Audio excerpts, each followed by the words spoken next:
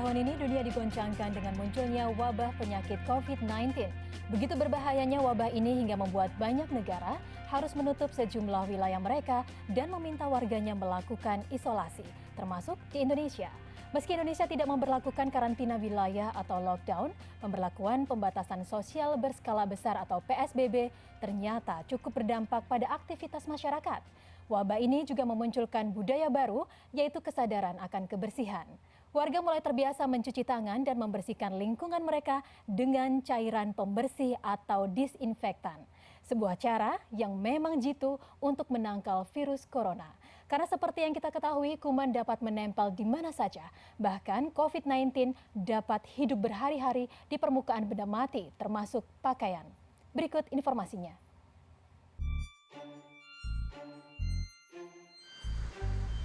Kesadaran akan kebersihan adalah salah satu budaya baru yang saat ini mulai tumbuh di tengah pandemi COVID-19. Virus ini memang menular ketika droplet seseorang yang terinfeksi COVID-19 mengenai orang lain dan masuk melalui mulut, hidung, mata, maupun telinga. Virus corona dapat hidup pada permukaan benda-benda mati, seperti logam, plastik, kayu, serta kain dalam kurun waktu yang cukup lama, hingga berhari-hari. Menurut penelitian Robert Almer, Dekan Fakultas Ilmu dan Praktek Kesehatan di New York Medical College, durasi virus bisa bertahan pada kain dapat berbeda-beda tergantung jenis kainnya. Hal itu karena beberapa bahan lebih renggang dari bahan lainnya. Ada yang mudah dibersihkan, ada yang butuh penanganan khusus. Untuk itu, mencuci pakaian dengan deterjen menjadi sangat penting. Demikian juga dengan menjemur pakaian di atas sinar matahari dan mensetrikanya. Namun kadang bakteri dan virus masih menempel pada pakaian yang tidak tercuci bersih. Itu sebabnya kita harus waspada dan lebih teliti lagi ketika membersihkan pakaian. Karena ketika virus itu masuk ke dalam tubuh, maka risiko yang harus kita tanggung sangat besar.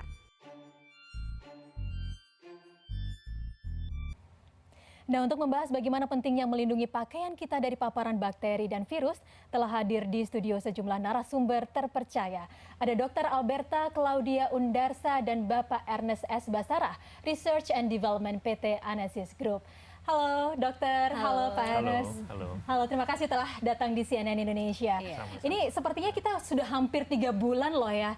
Kita berada di rumah saja, bekerja dari rumah, ibadah di rumah. Mungkin masyarakat saat ini sudah ada yang mulai bosan, tapi pastinya masih ada rasa was-was, takut, bahkan banyak juga yang merasa panik gitu.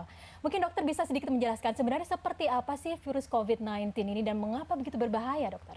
Oke, kalau COVID-19 ini yang virus yang memang sudah eksis sejak akhir tahun 2019 dan bahkan sekarang sudah mewabah di dunia ini adalah satu penyakit yang memang sangat infeksius. Kalau misal berbahaya, kita lihat aja dari data deh misalnya per tanggal 17 Mei ini sendiri 18 Mei dia sudah mengenai hampir lebih dari 4,5 juta orang di dunia. Dan tingkat kematiannya pun untuk case fatality rate-nya hampir 6,8. Jadi dan itu sebegitu berbahayanya. Dan kenapa dibilang berbahaya sebetulnya? Selain dari angka jumlah orang yang terkena virus COVID ini, memang mungkin kalau dibandingkan dengan yang kena dan juga yang meninggal, mungkin kok yang meninggal nggak terlalu banyak. Tapi kita lihat di sini yang meninggal itu, yang membuat orang-orang yang bisa meninggal itu bisa sampai kena, itu adalah orang-orang yang tidak bergejala. Karena infectious rate-nya itu sangat tinggi sekali, yang tadi seperti sudah dibilang ya. Jadi dia si virus itu masih bisa ditemukan di benda-benda mati, bahkan bisa sampai berhari-hari. Kalau misalnya di aluminium, misalnya itu bisa sampai 1 minggu masih bisa ditemukan virusnya. Jadi mungkin itu yang membuat kenapa sih virus ini seberbahaya itu. Dan termasuk juga orang-orang yang ternyata dia sebagai carrier si COVID-19 itu, tapi dia tidak bergejala, jadi dia merasa aman-aman aja nih, dan kemudian dia ternyata menularkan ke orang-orang yang memang lebih rentan untuk bisa terkena penyakit itu dan bisa menjadi lebih berat penyakitnya. Mungkin seperti itu sih. Jadi mereka yang memiliki antibodi lebih lemah itu yang lebih beresiko seperti itu ya. Mungkin karirnya sebenarnya merasa fit gitu ya. Karena pada beberapa gitu, orang dan memang tidak merasakan bahwa terinfeksi COVID-19. Beberapa orang gejalanya mungkin hanya seperti infeksi saluran nafas biasa, mungkin batuk, mungkin demam yang 1 minggu atau 2 minggu akan membaik dengan sendirinya. Tapi ternyata virus itu bisa membawa satu hal yang lebih berat lagi untuk orang-orang yang memang lebih rentan, dan itulah yang menjadi sangat berbahaya sekali. Tapi di tengah kondisi pandemi seperti saat ini, sekarang kesadaran masyarakat nampaknya untuk pola hidup sehat, pola hidup bersih itu semakin meningkat ya. Bahkan masyarakat sekarang kayak sudah aware gitu, penggunaan disinfektan, antibakteri gitu kan, antiseptik, bahwa itu bisa membunuh virus dan juga bakteri. Apakah memang seampuh itu, dokter? Oke, kalau misalnya soal menjaga kebersihan, dari sebelum ada virus corona ini pun, kita pun sebagai praktisi kesehatan selalu sudah menggaungkan masalah ini tentang menjaga kebersihan, cuci tangan. Cuma mungkin orang masih menganggap remeh. Cuma dengan adanya ini kita bisa mengambil hikmah, yaitu dia orang jadi sekarang sangat aware dengan kebersihan. Dan kalau misalnya soal menjaga kebersihan, memang kita tidak bisa sih mengeradikasi kuman itu 100%. Karena kuman itu benar-benar ada di mana-mana. Mungkin ada di studio ini juga ada di gadget kita yang menempel, yang handphone yang selalu kita pegang, itu banyak sekali kuman itu ada di mana-mana. Tapi memang salah satu dari yang bisa kita lakukan adalah kita dengan mengurangi jumlah dari mikroorganisme itu dari kuman tersebut, yaitu dengan menjaga kebersihan, dengan mencuci tangan teratur, kemudian juga melakukan disinfeksi dan juga menggunakan zat-zat antiseptik. Tapi kalau tadi kita lihat tayangan yang tadi sudah ditayangkan bahwa ternyata kuman ini juga bisa menempel di pakaian begitu ya, dokter ya? Bisa. Nah ini kemudian solusinya harus seperti apa nih gitu? Oke, kalau misalnya soal menempel di pakaian, ya itu tadi, jadi menggunakan bahan, jadi kalau yang memang sesuai dengan panduan, memang proses disinfeksi atau menghilangkan dan juga membunuh kuman itu memang awalnya ditujukan untuk orang-orang yang memang rentan terinfeksi, atau misalnya ODP, orang dalam pengawasan, PDP yang memang melakukan isolasi mandiri, itu baiknya melakukan disinfeksi seperti itu. Dan kalau misalnya untuk orang-orang yang sehat, itu bisa dilakukan sebagai precaution sebetulnya. Jadi kalau misalnya memang di pakaian menempel, itu kita bisa menggunakan zat-zat yang memang terbukti untuk bisa membunuh kuman-kuman tersebut. Oh ya, ada zat-zat aktif seperti apa yang mungkin? bisa membantu membunuh. Kalau misalnya salah satu zat aktif yang bisa digunakan itu alkyl dimetil ammonium klorida. Itu zat aktif ini sudah dari di Kanada, di Singapura itu semua sudah mengeluarkan bahwa si alkyl dimetil ini ammonium klorida itu dia memang bisa digunakan sebagai bahan disinfektan. Alkyl dimetil benzil ammonium klorida. Ini agak susah disebutin ya, virus ya. Betul, ada nama ininya sih, ada nama yang lebih gampangnya ya Pak ya. Ya, common name-nya kadang-kadang orang bilang benzyl alkonium chloride seperti itu. Jadi kalau alkyl dimetil benzil terus ammonium klorida terlalu nah, ini panjang. Sebenarnya bahan aktif apa ini? Mungkin Pak Aras bisa menjelaskan. Bahan aktif ini sebetulnya sejenis surfaktan, cuman dia lebih powerful gitu. Jadi cara kerjanya adalah dia kalau terhadap bakteri atau virus, dia merusak lapisan membran dari virus atau bakteri itu sendiri, sehingga virus dan bakteri itu menjadi pecah dan nggak bisa infect orang lain gitu, seperti itu. Jadi kalau kita bayangkan kalau misalkan ada oil atau minyak di atas air, kalau kita teteskan dengan sabun, dia akan seperti pecah seperti dia itu ya. Seperti pecah seperti itu. Jadi analoginya yang paling simpel seperti itu. Nah, kemudian bahan aktif ini bisa ditemukan di mana nih kalau misalkan masyarakat atau pemirsa ingin menggunakan bahan aktif ini gitu? Di produk-produk kayak produk pelicin pakaian juga itu bisa ditemukan, dan ada beberapa produk lagi yang udah pakai benzyl alkonium chloride ini. Jadi beberapa produk rumah tangga mereka udah pakai produk seperti ini juga gitu, karena udah lumayan umum. Di gitu. Produk pelicin pakaian Pelicin ya? pakaian, ya. Seperti yang biasa kita gunakan untuk setrika seperti itu? Setrika, ya. Seperti produk Hispray juga itu udah memakai bahan aktif seperti ini. Mungkin sebenarnya pemirsa juga banyak yang sudah menggunakan Kispray tapi belum aware gitu ya kalau ternyata ada bahan aktif ini. Biasanya kalau misalnya masyarakat hanya memilih berdasarkan bau gitu ya. Ternyata ada betul. bahan aktif yang bisa ampuh untuk membunuh kuman seperti itu. Betul. Oke, nah sebenarnya apa tujuan dari Kispray untuk menggunakan bahan aktif ini, Dok? Iya, sebetulnya bahan aktif ini kita taruh di formula kita jauh sebelum COVID-19 terjadi gitu. Jadi sebetulnya kadang kita pikir kalau baju setelah dicuci itu kita pikir bersih dan bebas kuman gitu.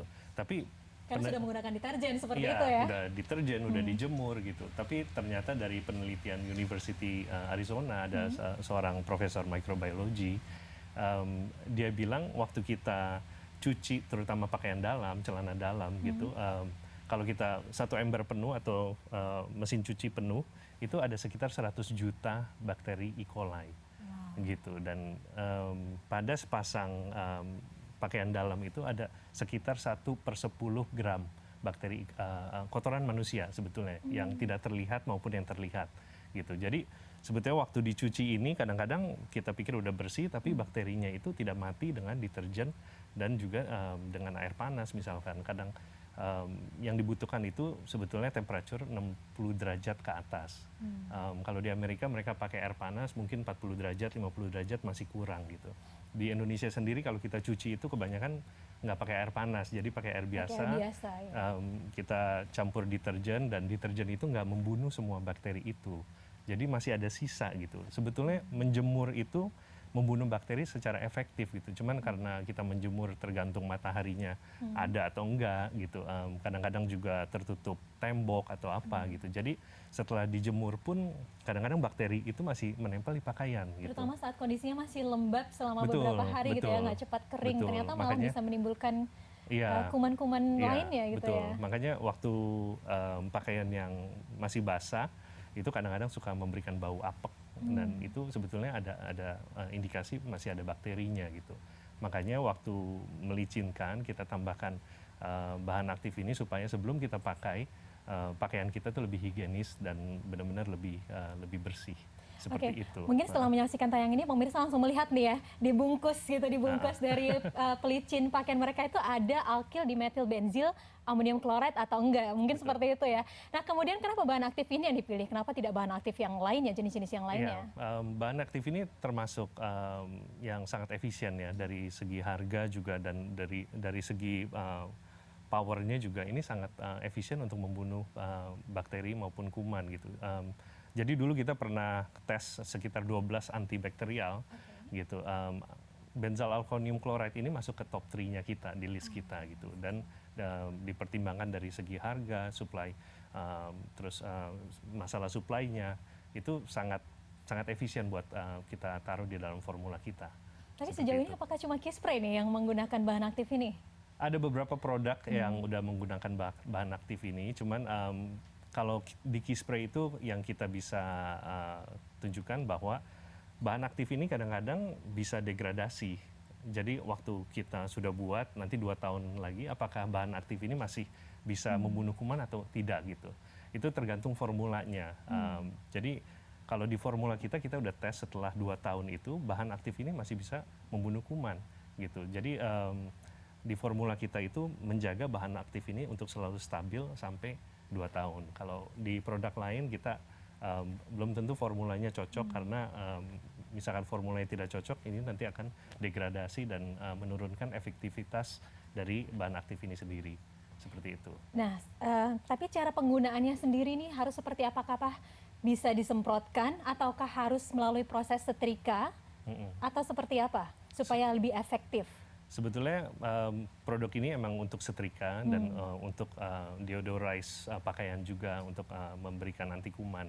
Tapi dalam masa COVID ini mungkin tanpa setrika pun bisa. Jadi waktu pulang ke rumah misalkan kita mau semprot-semprot pakaian atau sebelum kita pergi dari rumah kita semprot juga bisa gitu. Tujuannya adalah untuk meminimize kandungan bakteri yang ada di fabric seperti itu. Jadi artinya ini bisa dibawa kemana-mana begitu ya dokter ya? Ya. Seperti cairan antiseptik biasanya bisa kita gunakan di Ya. tangan, tapi kalau ini bisa digunakan di baju dan disemprotkan berkali-kali seperti itu? Ya, betul. Oke, meskipun tanpa melalui proses setrika seperti itu ya? Ya, betul. Baik, nah kita akan lanjutkan perbincangan kita. Sebenarnya apakah ada efek sampingnya nih dari bahan aktif ini? Kita akan mengulasnya nanti Dokter dan Pak Ernest. Dan pemirsa tetaplah bersama kami di Insider CNN Indonesia. Di penelitian itu masih tampak virus itu masih bisa ditemukan sampai 2 hari. Kalau misalnya di tempat lain yang kita misalnya sering pegang, kalau misalnya di handphone itu kan ada aluminium seperti itu bahkan bisa sampai 1 minggu. Jadi segitu lamanya si virus COVID-19 itu bisa bertahan di permukaan-permukaan seperti itu.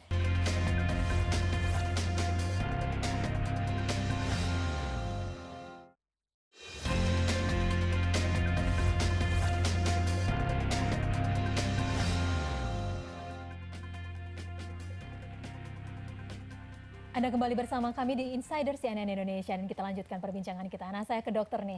Dokter, sebenarnya untuk penyebaran kuman, virus dan juga bakteri ini medianya apa saja nih dokter? Medianya di semua barang yang ada di sekitar kita. Di gadget kita yang paling sering kita pegang, di pakaian yang sekarang kita sedang pakai, itu pun kuman ataupun bakteri itu bisa ada di sana semua. Dan untuk daya tahan, daya hidup si kuman ataupun bakteri maupun virus ini apakah bisa berhari-hari atau seperti apa ya? Bisa, kalau misalnya kita ngomongin soal virus COVID-19, itu memang sudah dilakukan penelitian juga bahwa dia bisa hidup misalnya di pakaian, itu bisa sampai 2 hari. Gitu. Jadi dia masih bisa ditemukan virus itu masih bisa sampai 2 hari. Meskipun seperti sudah itu. tidak ada inangnya seperti Iya, itu?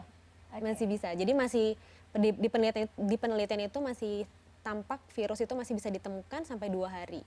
Kalau misalnya di tempat lain yang kita misalnya sering pegang, kalau misalnya di handphone itu kan ada aluminium seperti itu bahkan bisa sampai 1 minggu. Jadi segitu lamanya si virus COVID-19 itu bisa bertahan di permukaan-permukaan seperti itu. Lantas seberapa ampuh bahan aktif alkil dimetil bensil amonium klorat ini untuk membunuh kuman?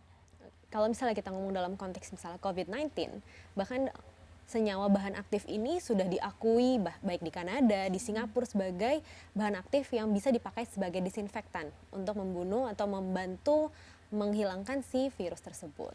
Sebenarnya bahan aktif ini juga digunakan di dunia kedokteran nggak sih? Digunakan. Jadi kalau di dunia kedokteran memang ini bahan aktif ini bisa ditemukan misalnya di nasal drop sama di eye drop yang buat mata dan buat hidung itu memang ada beberapa. Cuma memang dalam kadarnya berbeda gitu. Oke, nah ini Pak Ernest, saya ke Pak Ernest. Kalau misalkan tadi Bapak sudah menyebutkan bahwa ini bisa disemprotkan di pakaian tanpa melalui proses setrika. Ini kira-kira bertahannya berapa lama nih Pak? Berapa jam gitu kita butuh untuk menyemprot lagi ke pakaian? Iya, saya ambil dari jurnal ini Biological Science yang pernah dilakukan studi di Pakistan. Jadi mereka ada studi di mana karpet itu disemprot dengan larutan benzoylalkonium chloride 0,1%. Dan efektivitasnya itu bisa membunuh bakteri sampai hari ke-7. Hari ke-7? Hari ke-7, iya. Padahal karpet itu lebih tebal dibandingkan baju Lebih tebal, seperti itu ya Pak lebih ya? tebal gitu. Jadi kita juga percaya bahwa di pakaian kita yang biasa ini mungkin bisa berhari-hari juga. Bahkan bisa sampai hari ke-7 gitu. Bahwa artinya tidak perlu untuk menyemprotkan berulang kali Pak? Sebetulnya kalau kita mau proteksi yang lebih, karena kadang-kadang waktu kita semprot mungkin nggak rata semua gitu. Jadi untuk menyemprot berkali-kali, itu bisa make sure bahwa semuanya rata exposure-nya gitu. Karena kalau misalkan ada area yang tidak disemprot, ya bakterinya tetap masih ada di situ, seperti itu. Dan apakah produk dari Keyspray ini juga bisa digunakan nih untuk perabotan-perabotan lainnya di rumah? Bisa. Bahkan disemprotkan di ruangan mungkin? Sofa, seperti sofa, terus di mobil juga sebetulnya bisa digunakan untuk disemprot gitu. Jadi nggak harus untuk melicinkan pakaian aja, tapi di karpet juga, kalau misalnya ada karpet di rumah, sofa yang sering kita duduki gitu. Karena produk kita juga parfumnya juga wanginya enak, jadi kita juga nyaman, kita tahu bahwa ini bebas kuman. Terus habis itu juga wanginya juga nyaman gitu. Apakah harus kepada perabotan-perabotan yang memiliki bahan dasar kain atau bagaimana? Sebetulnya untuk tergantung, kalau misalkan untuk furniture, kalau kita tidak mau rada mengkilap, ada orang kan tidak mau ada licin seperti itu, seperti gagang pintu, kalau licin kan susah dibuka gitu. Jadi baiknya sih sebetulnya untuk fabric. Tapi sebenarnya material. bisa ya untuk sebetulnya bahan bisa sih, sebetulnya dasar untuk seperti iya. aluminium tadi yang dokter sebutkan, betul, kemudian betul. kayu bisa juga Ya, sebenarnya. karena produk kita adalah melicinkan pakaian, jadi ada senyawa untuk melicinkannya, jadi nggak semua surface itu bisa disemprot gitu. Nah dokter, tadi Pak Ernest juga sudah menyebutkan bahwa ini bisa disemprot-semprotkan ke pakaian gitu ya. Sebenarnya ada kira-kira efek negatifnya nggak nih ke pengguna pakaian itu? Kalau dalam kadar yang dipakai, yang maksudnya kadar yang sesuai, itu sebetulnya aman untuk orang umum aman. Apalagi menurut US Environmental Protection Agency juga, dia tidak bersifat karsinogenik, jadi aman untuk yang orang-orang pada yang umum. Tapi kalau mungkin orang yang memang sensitif, ya harus dihati-hatikan. Karena itu kan orang berbeda-beda ya, gitu, seperti itu. Jadi untuk kulit pun sebenarnya tidak ada efek yang terlalu beresiko. Yang berbahaya sebetulnya memang kalau misalnya terhirup langsung atau misalnya terminum memang itu berbahaya. Tapi karena ini penggunaannya di luar jadi sebetulnya aman. Baik. Ya, nah Pak Ernest, saya ada pertanyaan lain. Apakah disinfektan ini bisa dicampur dengan disinfektan lainnya? Tapi jangan dijawab dulu. Pemirsa, kita akan kembali di segmen selanjutnya. Tetaplah di Insider CNN Indonesia. Banyak orang yang memakai Keyspray itu asal wangi aja gitu, tapi memperhatikan juga dosis antibakterial yang ada di dalam sachet itu.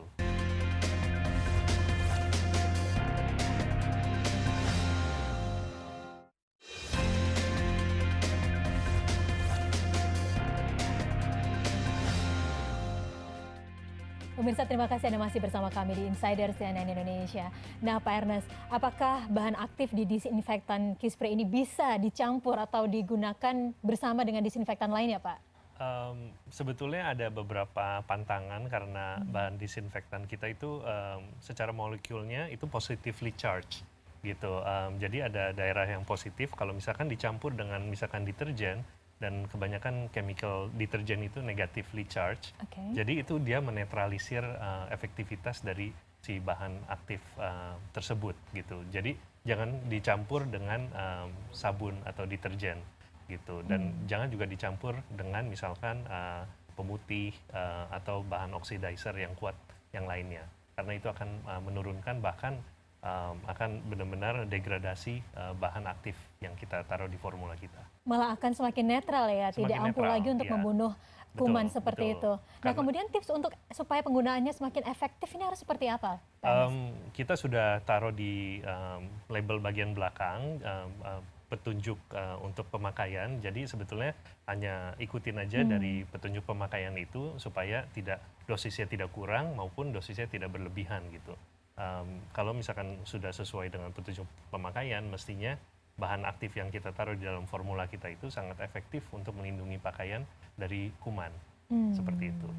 Ya. Baik, ya jadi Pak Ernest, ini untuk takaran yang tepat itu harus seperti apa? Ya, jadi sebetulnya banyak orang yang memakai key spray itu asal wangi aja gitu. Tapi kalau kita ketahui bahwa bahan aktif kita untuk memproteksi kita dari kuman-kuman itu dosisnya harus tepat gitu. Jadi sesuai petunjuk di belakang, misalkan kalau key spray gold sachet itu harus minimum 2 sachet dalam satu botol 318 ml, botol key spray yang biasa. Tapi kalau misalkan key spray varian lain itu membutuhkan 4 sachet. Jadi jangan cuma 1 sachet, cuman wangi aja dan kita merasa udah cukup gitu. Karena kita harus memperhatikan juga dosis antibakterial yang ada di dalam sachet itu. Dan dosisnya yang tepat itu sesuai yang kita tulis di back label kita. Jadi supaya ampuh untuk membunuh kuman seperti itu ya Pak, Iya, bukan cuma wangi dan juga bukan licin cuma wangi, gitu ya. ya, untuk proteksi yang optimum. Baik. Seperti itu. Nah, saya ke Dokter Alberta ini. Kemudian kalau misalkan masyarakat saat ini masih harus pergi bekerja keluar rumah, harus menggunakan transportasi umum, ada nggak sih tipsnya supaya saat kita pergi aman, pulang pun aman gitu, dan juga aman untuk keluarga? Oke, tips nomor satunya pertama minimalisir pergi keluar yang sudah pasti. Yang kedua, kalau memang harus banget pergi keluar, yang pasti satu pakai masker, dan yang kedua tetap menjaga kebersihan, yaitu dengan cuci tangan dengan sabun dan air mengalir. Karena itu tadi misalnya bakteri ataupun virus itu dia tidak cukup dengan hanya mencuci tangan saja mungkin. Jadi setelah dengan cuci tangan bisa ditambahkan juga dengan penggunaan antiseptik, atau bisa juga itu kan kalau antiseptik ke tangan, ke kulit kita katakannya antiseptik, tapi kalau misalnya ke pakaian, ke permukaan itu kita sebut dengan disinfektan. Jadi bisa juga sebagai precaution untuk barang-barang yang kita nilai kita masih belum bisa nih menilai kebersihannya, bisa kita gunakan juga disinfektan seperti itu. Dan jangan lupa tetap meningkatkan imunitas tubuh dengan makan makanan yang bergizi. Itu yang paling utama ya dokter ya. Dan kita sekarang akhirnya tahu bahwa ternyata di key spray ini pun bisa untuk membunuh gitu ya, membunuh kuman gitu ya. Bukan cuma sebagai pelicin pakaian, bisa kita gunakan untuk setrika. Baik Pak Ernest, Dr. Alberta, terima kasih banyak sudah bergabung di CNN Indonesia. Dan pemirsa, demikian Insider CNN Indonesia saat ini. Semoga informasi yang kami sampaikan bermanfaat. Terima kasih dan sampai jumpa.